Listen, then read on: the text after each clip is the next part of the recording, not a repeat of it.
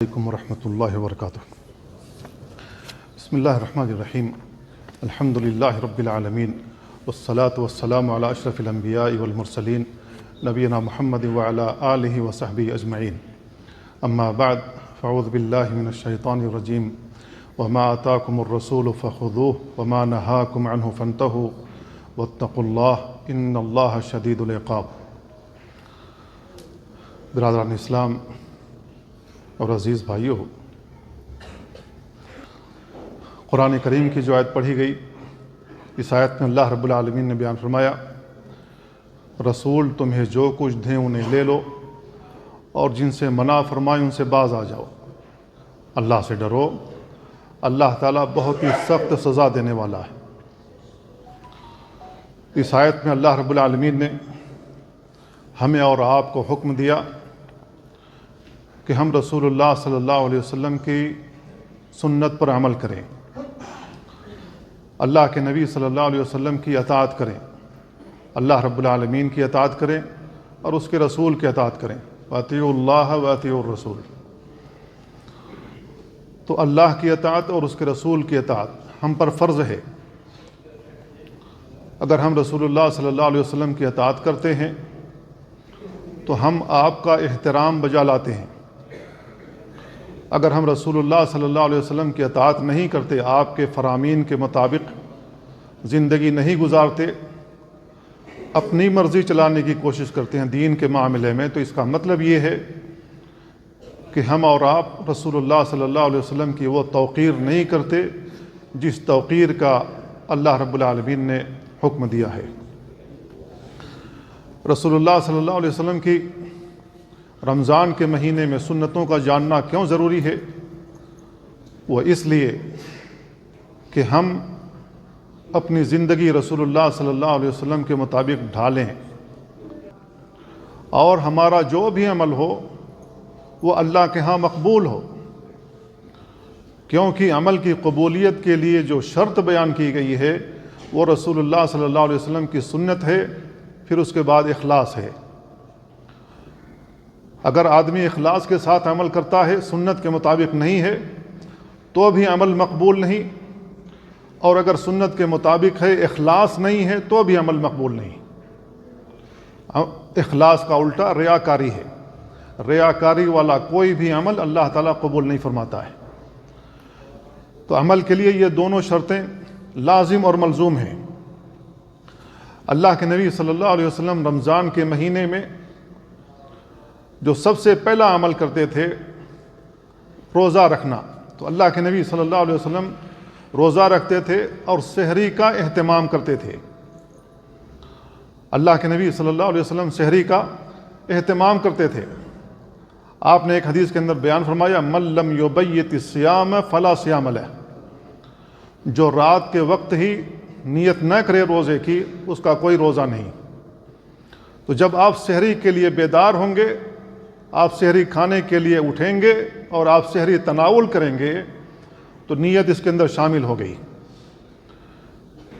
کوئی خاص نیت اس کے لیے رسول اللہ صلی اللہ علیہ وسلم سے ثابت نہیں ہے۔ نیت دل کے ارادے کا نام ہے۔ آپ روزہ رکھنے کے لیے بیدار ہوئے، آپ نے سحری تناول کی، چاہے ایک کھجور ہی صحیح یا ایک گھونٹ پانی ہی صحیح، آپ کی نیت بھی ہو گئی اور آپ کی سحری بھی ہو گئی۔ تو اللہ کے نبی صلی اللہ علیہ وسلم سحری کیا کرتے تھے۔ زید بن ثابت رضی اللہ تعالیٰ عنہ بیان کرتے ہیں، تسحرنا مع رسول اللہ صلی اللہ علیہ وسلم، ہم نے رسول اللہ صلی اللہ علیہ وسلم کے ساتھ سحری کی، ثم قمنا الی الصلاۃ، پھر نماز کے لیے ہم کھڑے ہوئے، نماز کے لیے ہم گئے۔ تو راوی بیان کرتے ہیں، کم کان قدر ما بینہما، تو راوی کہتے ہیں کہ میں نے زید بن ثابت رضی اللہ تعالیٰ عنہ سے پوچھ لیا کہ سحری اور نماز کے درمیان کا کتنا وقفہ تھا؟ تو انہوں نے کہا 50 آیہ، 50 آیت پڑھنے کے برابر۔ اس سے اندازہ ہوتا ہے کہ سحری کھانے میں تاخیر کرنی چاہیے، تاخیر سے سحری کھانی چاہیے، نہ یہ کہ 12 بجے رات میں 1 بجے رات میں سحری کھا کر سو جائیں، پھر اس کے بعد فجر کی نماز کے لیے بھی بیدار نہ ہو۔ تو رسول اللہ صلی اللہ علیہ وسلم کا یہ طریقہ کار نہیں ہے۔ آج بے شمار مسلمان ہیں ڈیوٹی سے لوٹتے ہیں 12 بجے، 1 بجے تک سحری کھا کر کے سو جاتے ہیں، اور نتیجہ یہ ہوتا کہ فجر کے لیے نہیں جاگتے، اس وقت جاگتے ہیں جب 9 بجے ڈیوٹی جانا ہوتا ہے۔ تو یہ رسول اللہ صلی اللہ علیہ وسلم کی سنت کے خلاف ہے۔ اللہ کے نبی صلی اللہ علیہ وسلم سحری کھانے کا حکم دیا کرتے تھے۔ آپ نے بیان فرمایا تسحروا فإن فی السحور برکہ، سحری کھا لیا کرو کیونکہ سحری کھانا باعث برکت ہے۔ جو لوگ سحری کھائے ہوئے رہتے ہیں وہ سارا دن توانا رہتے ہیں، ان کے بدن میں قوت موجود رہتی ہے کیونکہ کھانا بھی موجود ہے، پانی بھی موجود ہے۔ لیکن کوئی شخص 12 بجے کھا پی کر کے سو جائے تو اس کا وقفہ افطار کے وقت تک بہت لمبا ہو جاتا ہے، اور جتنا بھی کھانا اور دانہ موجود ہوگا وہ نکل جائے گا، اور نتیجہ یہ ہوگا کہ آدمی دوپہر کے بعد سے بہت زیادہ کمزوری محسوس کرے گا۔ تو اللہ کے نبی صلی اللہ علیہ وسلم اسی وجہ سے آخری وقت میں سحری کیا کرتے تھے۔ اللہ کے نبی صلی اللہ علیہ وسلم کی ایک اور حدیث آتی ہے ابو ہریرہ رضی اللہ تعالیٰ عنہ سے، اللہ کے نبی صلی اللہ علیہ وسلم بیان فرمایا نعم سحور المؤمن التمر، مومن کی بہترین سحری کھجور کھانا ہے۔ کھجور کے اندر اللہ رب العالمین نے وہ غذائیت رکھی ہے کہ آپ کھجور کے ذریعے سے سارا دن گزارا کر سکتے ہیں، کیونکہ اس کے اندر ساری چیزیں موجود ہیں، آپ کے اندر قوت موجود رہے گی۔ تو اللہ کے نبی صلی اللہ علیہ وسلم نے کھجور کی تعریف کی کہ سحری میں کھجور کا استعمال کیا جائے۔ تو اللہ کے نبی صلی اللہ علیہ وسلم تاخیر سے سحری بھی کیا کرتے تھے، اور سحری کے سلسلے میں اللہ کے نبی صلی اللہ علیہ وسلم کی یہ تعلیمات بھی ہیں۔ اللہ کے نبی صلی اللہ علیہ وسلم کی ایک اور سنت یہ ہے کہ آپ اپنے بیویوں کے پاس جاتے تھے اور غسل میں تاخیر ہوتی تھی، یہاں تک کہ اذان ہو جاتی تھی۔ اس کے بعد اللہ کے نبی صلی اللہ علیہ وسلم غسل کرتے تھے، غسل کرنے کے بعد پھر نماز پڑھانے کے لیے چلے جاتے تھے۔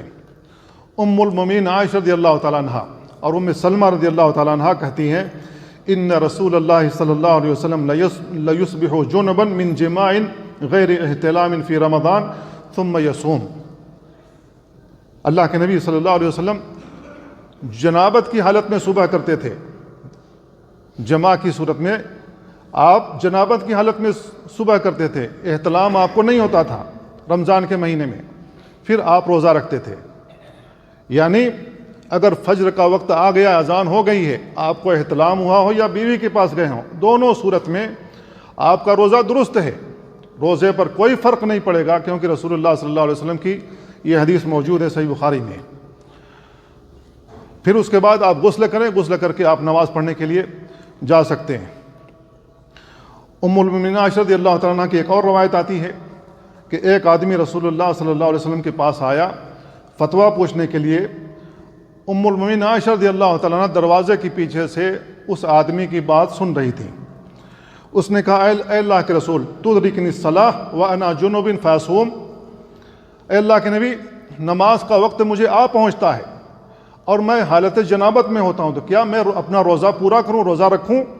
اللہ کے نبی صلی اللہ علیہ وسلم نے بیان فرمایا وانا تدرکنی الصلاۃ وانا جنب فاصوم، نماز مجھے بھی آ پہنچتی ہے اور میں جنابت کی حالت میں ہوتا ہوں، میں روزہ رکھتا ہوں۔ فقال انک لست مثلنا یا رسول اللہ، تو اس آدمی نے کہا اللہ کے نبی آپ ہماری طرح تو نہیں ہیں، قد غفر اللہ لک ما تقدم من ذنبک وما تأخر، اللہ تعالیٰ نے آپ کی اگلی پچھلی گناہیں معاف کر رکھی ہیں۔ فقال واللہ، تو اللہ کے نبی صلی اللہ علیہ وسلم نے قسم کھا کر کہا واللہ انی لارجو ان اکون اخشاکم للہ واعلمکم بما اتقی، آپ نے بیان فرمایا کہ مجھے امید ہے کہ میں تم میں سب سے زیادہ اللہ سے ڈرنے والا ہوں اور جن چیزوں سے مجھے بچنا ہے تم سے زیادہ جانتا ہوں۔ اللہ کے نبی صلی اللہ علیہ وسلم کو نماز کا وقت آ پہنچتا تھا اور آپ جنابت کی حالت میں ہوتے تھے، پھر بھی آپ روزہ رکھتے تھے، غسل کرنے کے بعد آپ جاتے تھے نماز پڑھانے کے لیے۔ تو رسول اللہ صلی اللہ علیہ وسلم کی یہ سنت ہے۔ بہت سارے لوگ اس چیز میں مبتلا ہیں، جنابت ہو گئی چاہے احتلام کے ذریعے سے ہو یا کسی اور صورت میں ہو تو وہ تاخیر پہ تاخیر کیے جاتے ہیں، یہاں تک کہ نماز بھی غائب اور دیگر چیزیں بھی غائب، اور وسوسے میں الگ سے شکار ہوتے ہیں کہ پتہ نہیں میرا روزہ ہوگا یا نہیں ہوگا۔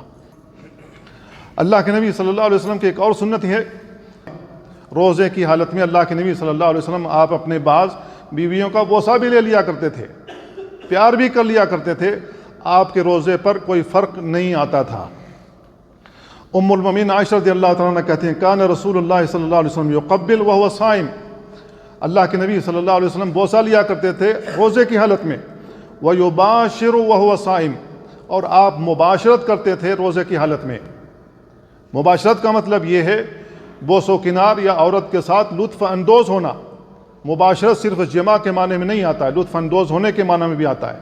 تو اپنی بیویوں سے لطف اندوز ہو سکتے ہیں، لیکن آدمی کو اپنے اوپر کنٹرول رکھنا چاہیے، شہوت پر کنٹرول رکھنا چاہیے تاکہ آپ کا روزہ خراب نہ ہو۔ تو اللہ کے نبی صلی اللہ علیہ وسلم روزے کی حالت میں مباشرت بھی کیا کرتے تھے، لیکن ام المؤمنین عائشہ رضی اللہ تعالیٰ عنہ کہتی ہیں وَلَكِنَّهُ أَمْلَكَكُمْ لِإِرْبِهِ، اللہ کے نبی صلی اللہ علیہ وسلم اپنی شہوت پر زیادہ کنٹرول رکھنے والے تھے۔ کہاں کنٹرول رکھنا ہے، کب کنٹرول رکھنا ہے، اللہ کے نبی صلی اللہ علیہ وسلم اپنے بدن پر اتنا کنٹرول رکھتے تھے۔ اگر ہم ایسا کرتے ہیں تو کوئی حرج نہیں ہے، آپ کا روزہ خراب نہیں ہوتا، لیکن ضروری ہے کہ آپ اپنے نفس پر کنٹرول رکھیں۔ آپ کو کب رکنا ہے اور کب نہیں رکنا یہ آپ کو معلوم ہونا چاہیے۔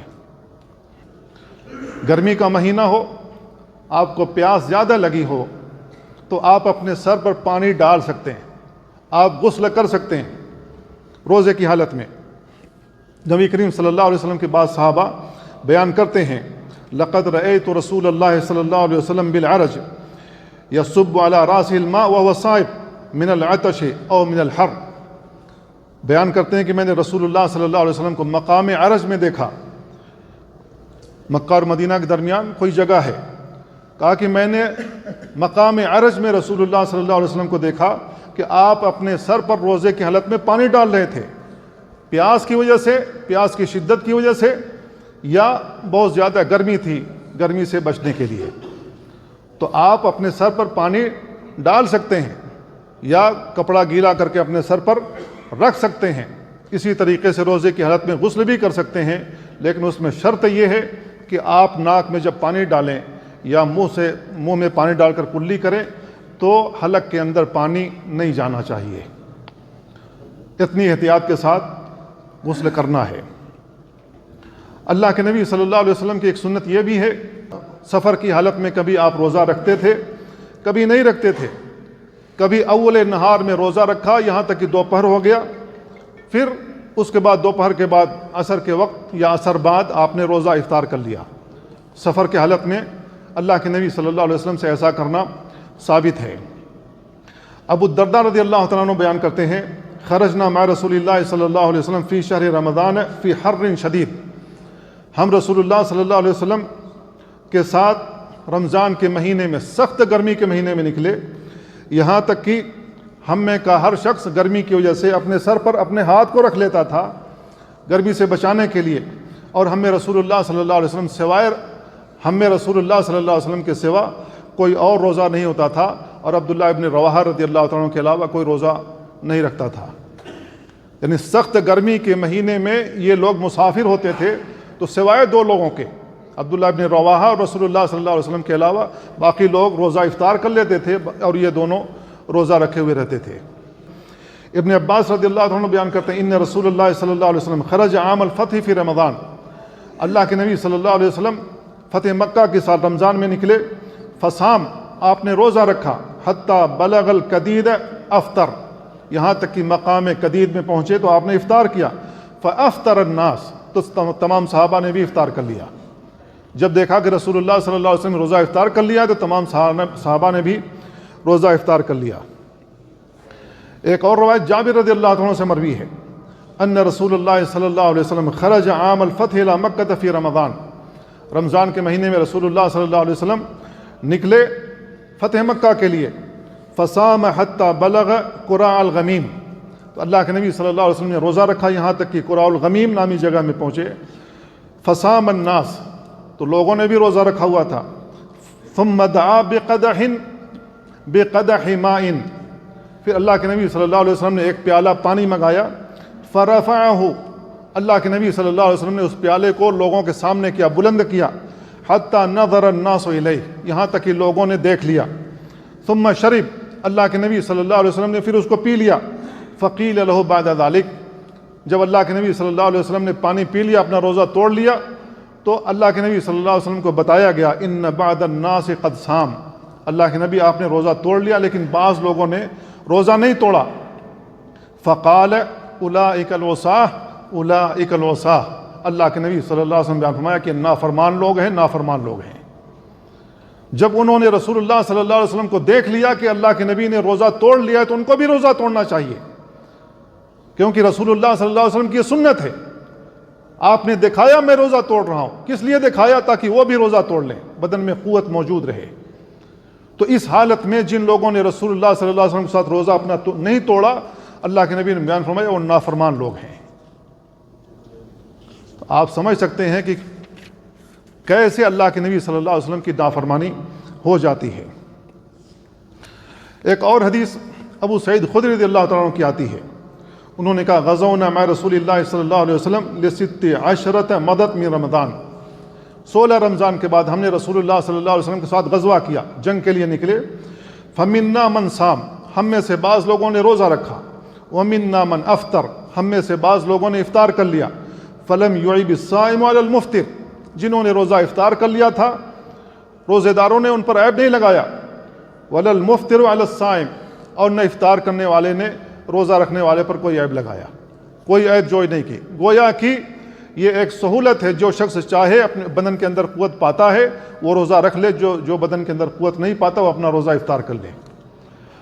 آج ہم بھی جاتے ہیں عمرے کے لیے، مدینہ کا بھی سفر کر لیتے ہیں روزے کی حالت میں، رحلے یہاں سے جاتے ہیں تو ایئر کنڈیشن بسیں ہوتی ہیں۔ ایسی صورت میں اگر آپ کے بدن کے اندر قوت موجود ہے کہ آپ مکہ جا سکتے ہیں اور وہاں آرام سے جو عمرے کے ارکان ہیں وہ پورا کر سکتے ہیں، تو ایسی صورت میں آپ اپنے روزے کو پورا کر لیں۔ اگر بدن کے اندر قوت موجود ہے، طاقت موجود ہے، آپ اپنے روزے کو برقرار رکھیں۔ لیکن اگر آپ کے اندر سستی موجود ہے، آپ کے اندر قوت موجود نہیں ہے، تو آپ اپنے روزے کو افطار کر سکتے ہیں، کیونکہ آپ سفر کی حالت میں ہیں۔ سفر کی حالت میں روزہ افطار کرنے کا اللہ تعالیٰ نے اجازت دی۔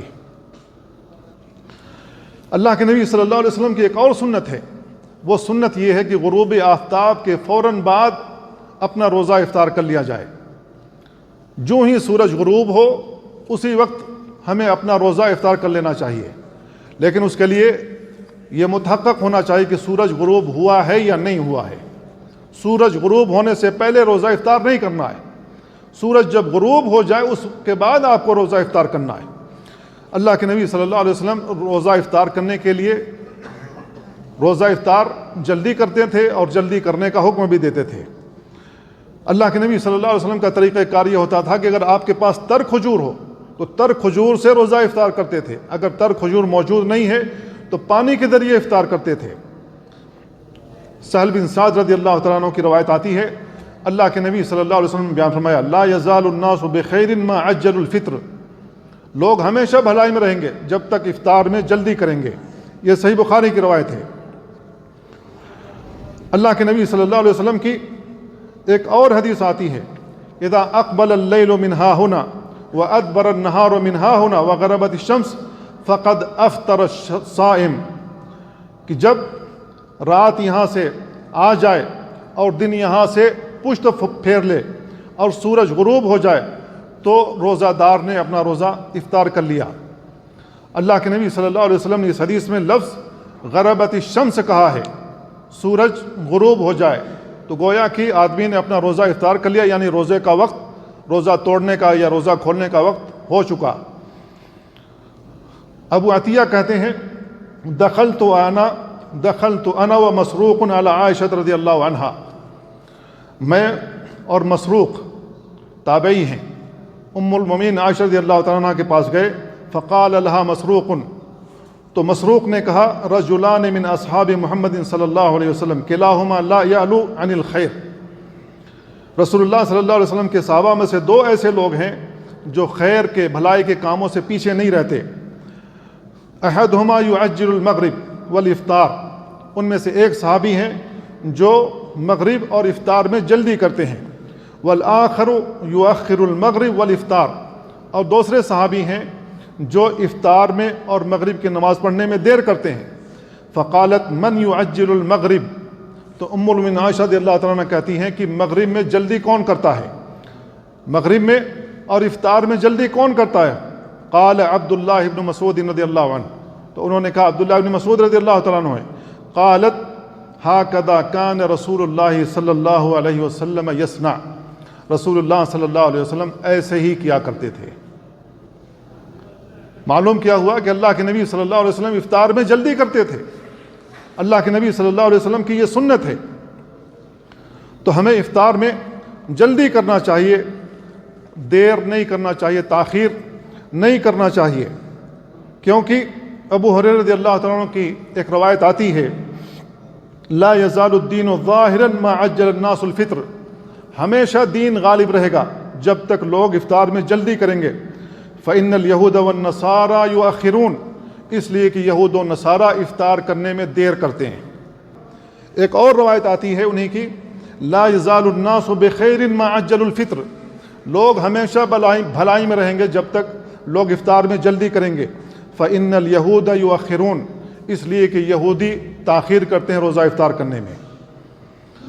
اللہ کے نبی صلی اللہ علیہ وسلم کی یہ احادیث ہیں روزہ جلدی افطار کرنے کے سلسلے میں، لیکن کچھ لوگ ایسے ہیں غلط فہمی پھیلا رہے ہیں، اور ان کا کہنا یہ ہے کہ رات کا جب کچھ حصہ گزر جائے، یعنی اندھیرا چھا جائے، پھر اس کے بعد لوگوں کو افطار کرنا چاہیے۔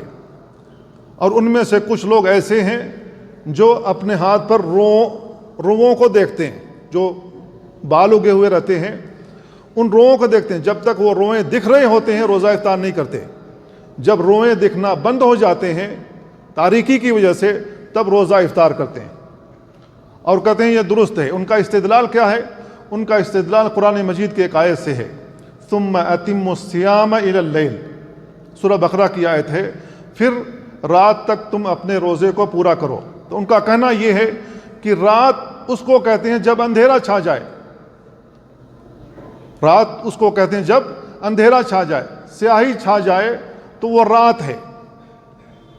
اب ان سے سوال یہ ہے کہ اندھیرا چھا جائے تو اندھیرا کب سے چھاتا ہے؟ رات کی ابتدا کہاں سے ہوتی ہے؟ رات کی ابتدا سورج غروب ہونے سے ہوتی ہے۔ سورج غروب ہو گیا، سورج ڈوب گیا، رات کی ابتدا ہو گئی۔ اللہ کے نبی صلی اللہ علیہ وسلم نے اسی کو تعجیل کے لفظ سے بیان کیا کہ لا یزال الناس بخیر ما عجل الفطر، لوگ ہمیشہ بھلائی میں رہیں گے جب تک لوگ افطار میں جلدی کریں گے۔ تو جلدی آپ نے کس چیز کو قرار دیا؟ سورج غروب ہو گیا، سورج کا غروب ہونا متحقق ہو گیا، فوری طور پر افطار کرو، یہی ہے تعجیل، یہی ہے جلدی کرنا۔ اللہ کے نبی صلی اللہ علیہ وسلم بیان فرمایا لوگ ہمیشہ بھلائی میں رہیں گے، اور لوگ اگر تاخیر کریں گے تو مشابہت کن کے ساتھ ہو جائے گی؟ یہودیوں کے ساتھ، کیونکہ یہودی تاخیر سے روزہ افطار کرتے ہیں جب اندھیرا چھا جاتا ہے۔ اب یہودیوں کی مشابہت کون کر رہا ہے آج کے اس زمانے میں؟ ہے مسلمانوں میں کچھ لوگ جو اپنے آپ کو مومن کہتے ہیں، مسلمان نہیں کہتے، مومن کہتے ہیں، ہم مومنین ہیں۔ یہ مومن لوگ یہودیوں کی مشابہت کرتے ہوئے رات میں روزہ افطار کرتے ہیں جب ان کے روئیں دیکھنے بند ہو جاتے ہیں، بدن کے روئیں دیکھنے بند ہو جاتے ہیں اور سیاہی چھا جاتی ہے، اور ان کا استدلال وَأَتِمُّوا الصِّيَامَ إِلَى اللَّيْلِ سے ہے۔ ان سے سوال یہ ہے کہ رسول اللہ صلی اللہ علیہ وسلم پر یہ آیت اتری وَأَتِمُّوا الصِّيَامَ إِلَى اللَّيْلِ، اللہ کے نبی صلی اللہ علیہ وسلم کیا نہیں جانتے تھے کہ رات کس کو کہتے ہیں؟ رات کی ابتدا کہاں سے ہوتی ہے؟ کہ اللہ کے نبی صلی اللہ علیہ وسلم نہیں جانتے تھے؟ کیا تم کو معلوم ہو گیا ہے کہ رات جب چھا جائے، رات اندھیری ہو جائے تب روزہ افطار کرنا؟ یہ تمہارا استدلال ہے، یہ تمہارا فہم ہے۔ رسول اللہ صلی اللہ علیہ وسلم کا بھی کیا یہی فہم تھا؟ صحابہ کرام کا بھی کیا یہی فہم تھا؟ آیت تو اتری ہے رسول اللہ صلی اللہ علیہ وسلم پر، کہ اللہ کے نبی صلی اللہ علیہ وسلم اس آیت کا معنی نہیں سمجھتے تھے جو تم نے سمجھ رکھا ہے۔ اللہ کے نبی صلی اللہ علیہ وسلم نے اپنے قول سے بھی بیان فرمایا، اپنی زبان مبارک سے بھی بیان فرمایا، لا یزال الناس بخیر ما عجل الفطر، لوگ ہمیشہ بھلائی میں رہیں گے جب تک لوگ افطار میں جلدی کریں گے۔ اور اللہ کے نبی صلی اللہ علیہ وسلم افطار میں جلدی کیا کرتے تھے، جیسا کہ ام المؤمنین عائشہ رضی اللہ تعالیٰ عنہ نے بیان کیا ہے۔ تو آپ کے فعل، آپ کے عمل سے بھی ثابت ہے، آپ کے قول سے بھی ثابت ہے افطار میں جلدی کرنا۔ تو یہ کچھ لوگ ہیں جو آج شوشے چھوڑ رہے ہیں میڈیا پر، چھوٹی چھوٹی کلپیں بنا کر کے لوگوں میں پھیلا رہے ہیں کہ نہیں صاحب رات جب اندھیری ہو جائے تب روزہ افطار کرنا چاہیے، کیونکہ اللہ تعالیٰ نے کہا وَأَتِمُّوا الصِّيَامَ إِلَى اللَّيْلِ۔ اب لوگ تشویش میں پڑ جاتے ہیں، صاحب اللہ تعالیٰ نے لیل تو کہا ہے رات، اب رات اسی وقت ہوتی ہے جب اندھیرا چھا جاتا ہے، تو کیا ہم کو یہ بات نہیں سمجھ میں آتی کہ رات کی ابتدا کہاں سے ہو رہی ہے اور دن کی ابتدا کہاں سے ہوتی ہے؟ رات کی ابتدا سورج غروب ہونے سے اور دن کی ابتدا مشرق میں پاؤں پھٹنے سے۔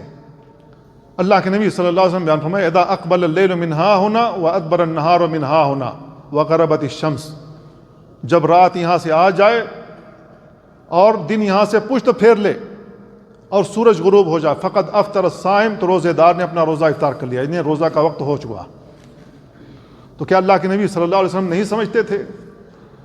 اللہ کے نبی صلی اللہ علیہ وسلم قرآن مجید کے شارح ہیں، اس کی تشریح کرنے والے ہیں۔ وَأَنزَلْنَا إِلَيْكَ الذِّكْرَ لِتُبَيِّنَ لِلنَّاسِ مَا نُزِّلَ إِلَيْهِمْ، ہم نے آپ پر ذکر یعنی قرآن مجید نازل کیا تاکہ آپ اس کو بیان کر دیں جو ان کی طرف نازل کیا گیا ہے۔ اللہ رب العالمین نے کہا وَأَتِمُّوا الصِّيَامَ إِلَى اللَّيْلِ، یہ آیت نازل ہوئی ہے تو اللہ کے نبی صلی اللہ علیہ وسلم اپنے قول سے بھی بیان فرمایا، اپنے عمل سے بھی بیان فرمایا۔ تو افطار میں جلدی کرنا چاہیے، ان کے شبہات میں، چاہے روافظ ہوں چاہے کوئی اور ہوں، ان کے شبہات میں ہمیں اور آپ کو نہیں پڑھنا چاہیے۔ اللہ کے نبی صلی اللہ علیہ وسلم کی ایک اور سنت ہے، اور وہ سنت یہ ہے کہ جب آپ روزہ افطار کرتے تو آپ کہتے ہیں ذهب الظمأ وابتلت العروق وثبت الاجر انشاءاللہ۔ روزہ افطار کرتے وقت آپ بسم اللہ پڑھیں گے، بسم اللہ پڑھنے کے بعد آپ کو کھجور میسر ہے، کھجور کھائیں، پانی ہو پانی، بہرحال جس کے ذریعے سے بھی آپ روزہ افطار کرنا چاہتے ہیں، بسم اللہ کر کے آپ روزہ افطار کریں گے، اس کے بعد پانی آپ کے اندر چلا گیا، ذهب الظمأ وابتلت العروق وثبت الاجر انشاءاللہ، پیاس چلی گئی، ذهب الظمأ پیاس چلی گئی، وابتلت العروق پانی اندر چلا گیا ہے تو اب رگیں تر ہو گئیں، وثبت الاجر انشاءاللہ، انشاءاللہ اجر ثابت ہو گیا، یعنی جو اجر اللہ رب العالمین نے رکھا ہے وہ ہمیں مل گیا۔ تو ہمیں یہ دعا پڑھنی چاہیے افطار کے وقت۔ اللہ کے نبی صلی اللہ علیہ وسلم جب کسی کے ہاں افطار کرتے تھے تو ان کے لیے دعا بھی کرتے تھے۔ انس بن مالک رضی اللہ عنہ بیان کرتے ہیں ان النبی صلی اللہ علیہ وسلم کان اذا افطر عند اہل بیت، جب اللہ کے نبی صلی اللہ علیہ وسلم کسی کے پاس اپنا روزہ افطار کرتے، قال لهم افطر عندكم الصائمون واكل طعامكم الابرار وصلت الملائکۃ علیہم۔ اللہ کے نبی صلی اللہ علیہ وسلم یہ وہاں دعا کرتے تھے، تمہارے پاس روزے داروں نے افطار کر لیا اور تمہارے کھانوں کو نیک لوگوں نے تناول کیا، اور فرشتے تم پر اپنی رحمت نازل کریں، فرشتوں نے تم پر اپنی رحمتیں نازل کی۔ تو یہ ہمیں دعا پڑھنی چاہیے جہاں کہیں بھی ہم افطار کریں۔ اللہ کے نبی صلی اللہ علیہ وسلم کی ایک اور سنت جو روزے کی حالت میں ثابت ہے وہ یہ ہے کہ آپ روزے کی حالت میں مسواک کیا کرتے تھے۔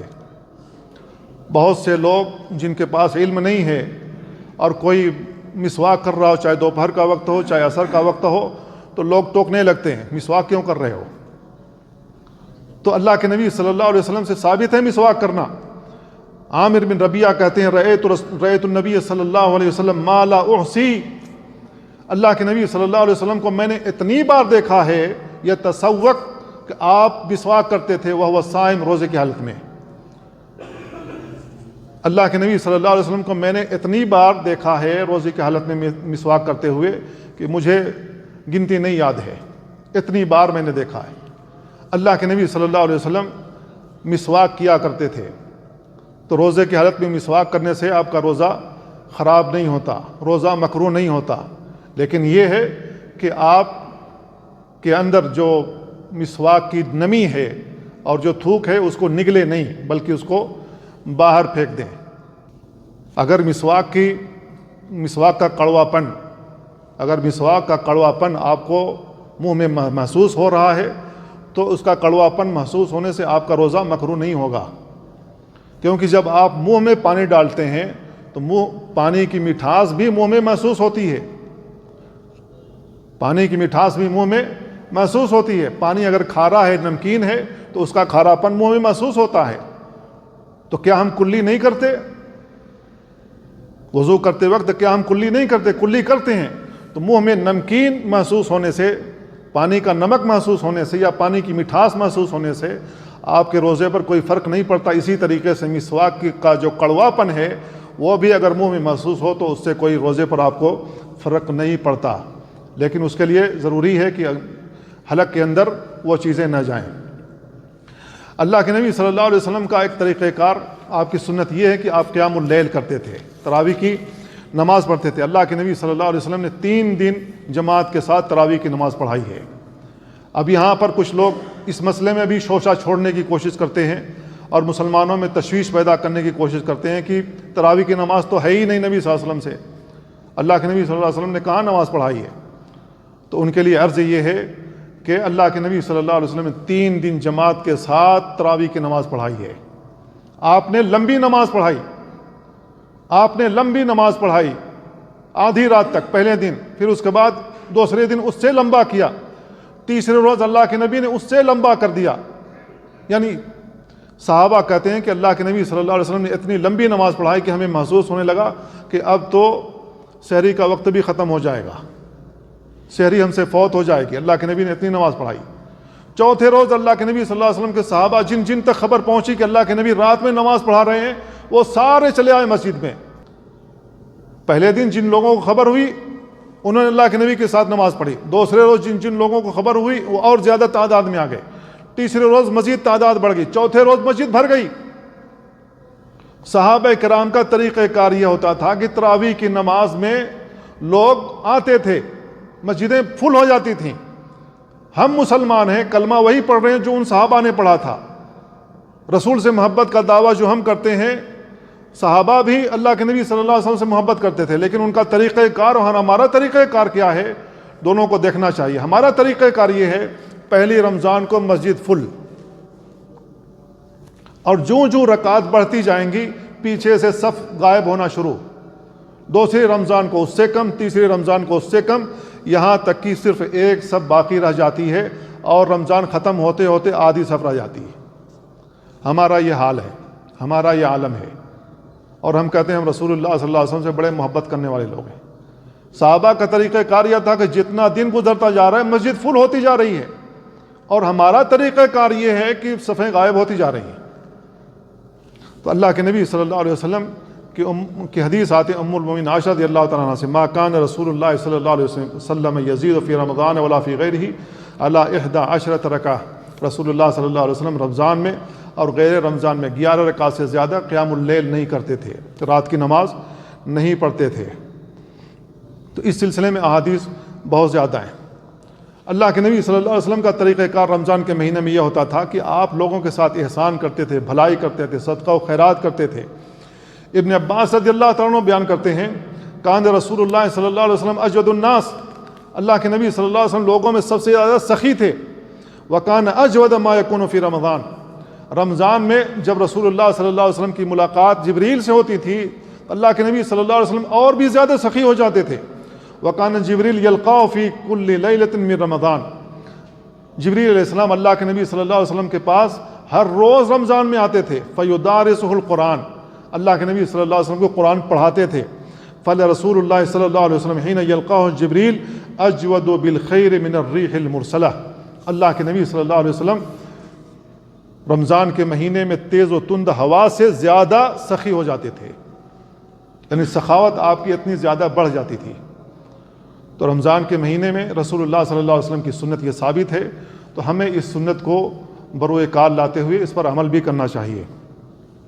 اللہ کے نبی صلی اللہ علیہ وسلم کی ایک اور سنت ہے کہ آپ اعتکاف کیا کرتے تھے، یعنی آخری عشرے میں اللہ کے نبی صلی اللہ علیہ وسلم اعتکاف کیا کرتے تھے، مسجد کے ایک کونے میں آپ کا خیمہ لگ جاتا تھا، تو اللہ کے نبی صلی اللہ علیہ وسلم اعتکاف کیا کرتے تھے 10 روز تک، جب تک کہ چاند نہیں نکلتا تھا عید کا، آپ اعتکاف کیا کرتے تھے۔ اعتکاف کا معنی یہ ہے کہ اپنے آپ کو مسجد میں محبوس کر لیا جائے اللہ کی عبادت کے لیے۔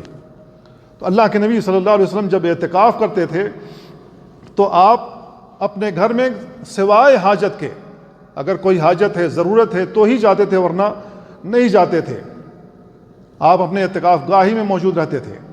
اللہ کے نبی صلی اللہ علیہ وسلم سے یہ بھی ثابت ہے کہ آپ اعتکاف کی حالت میں اپنا سر اپنے گھر میں کر دیتے تھے، ام المؤمنین عائشہ رضی اللہ تعالیٰ عنہ کے حجرے میں کر لیتے تھے، تو ام المومنین عائشہ رضی اللہ تعالیٰ عنہ اپنے گھر کے اندر سے آپ کے بال میں کنگھی کر دیا کرتی تھیں اور آپ کے بال کو دھل دیا کرتی تھیں پانی کے ذریعے سے۔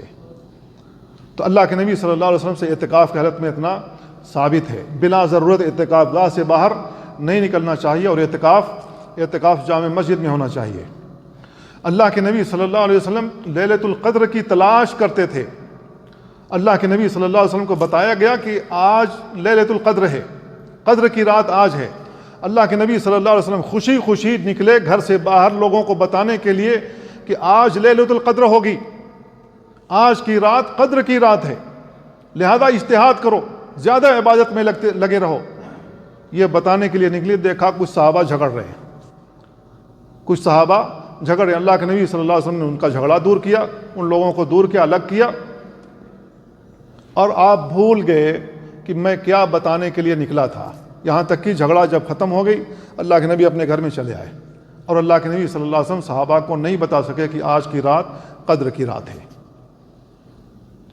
میرے بھائیوں، قدر کی رات کی جو عبادت ہے وہ 1000 مہینے کی عبادت سے بہتر ہے۔ 83 سال کچھ مہینے بنتے ہیں، ہماری عمر سے زیادہ کا ثواب اللہ تعالیٰ اس رات میں دے رہا ہے۔